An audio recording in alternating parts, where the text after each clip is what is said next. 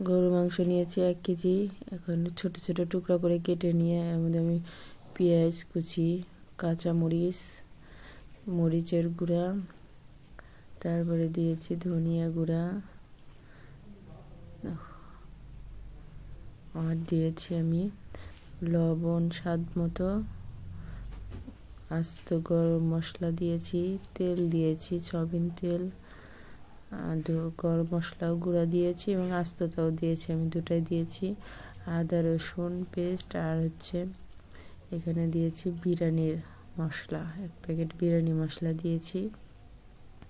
হাত দিয়ে এবার আমি ভালো করে মাখিয়ে নেব। নিয়ে আমি এবার চুলা জ্বালিয়ে দেব, দিয়ে কিছুক্ষণ আমি কষিয়ে নেব। কষানো হয়ে গেলে আমি ওতে সামান্য পরিমাণ ঝোল দেব মাংসটা সিদ্ধ হওয়ার জন্য। তো দেখতেই পাচ্ছেন আমি মাংসটা ভালো করে কষাচ্ছি। পানিটা শুকিয়ে আসলে আমি সামান্য পরিমাণে 1 কাপ পরিমাণের মতো আমি এখানে পানি দিয়েছি। দিয়ে এটা একটু আবার একটু কিছুক্ষণ জাল করে পানিটা শুকিয়ে গেলে আমি এবার পোলার চাল দেব। আমি এখানে 6 কাপ পরিমাণ চাল নিয়েছি, আমি পোলার চাল। এবার পোলার চাল দিয়ে আমি ভালো করে ভাজবো। এবার আমি 1 কাপ মটরশুঁটি দিলাম, দিয়ে খুব ভালোভাবে এটাকে নেড়ে চেড়ে ভেজে নেব।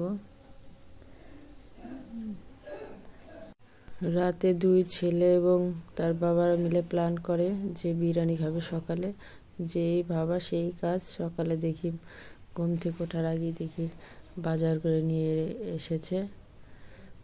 শুক্রবারের দিন একটু ঘুমাবো, তার তো কোনো শান্তি নেই।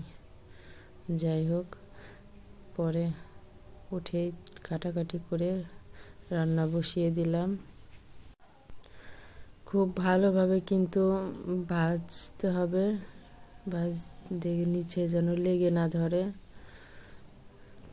তো এবার ভাজার পরে এবার আমি পানি দিয়ে দেব। পাশের চুলায় আমি পানি ফুটিয়ে নিয়েছি। এখানে আমি 6 কাপ পানি, চালের জন্য আমি 12 কাপ পানি দিয়েছি। আর লবণটা আমি দিয়েছি কিন্তু ভিডিও করতে ভুলে গেছিলাম, তো লবণ দিয়ে ঢাকনা দিয়ে ঢেকে দিয়েছি। তারপরে একটু পানিটা একটু শুকিয়ে আসলে আমি এখানে আলু দিয়েছি, বেশ কয়েকটা আলু ফালি করে কেটে দিয়েছি। আর কাঁচামরিচে অনেক বড় বড় কাঁচামরিচ ছিল জন্য মাঝখান দিয়ে আমি ভেঙে দিয়েছি। আর আলুটাকে আমি জর্দার রং দিয়ে একটু ভেজে নিয়েছিলাম। ব্যাস তৈরি হয়ে গেল। আমার ছেলে বলে যে ডেকোরেশন করার জন্য সবাই কত সুন্দর সুন্দর করে, তার জন্য আমিও করলাম। এত কষ্ট করে রান্নার পরে ছোট ছেলে বলতেছে যে আমি এটা খাবো না, আমি রোস্ট খাবো, বিরিয়ানি খাবো না। কেমনটা লাগে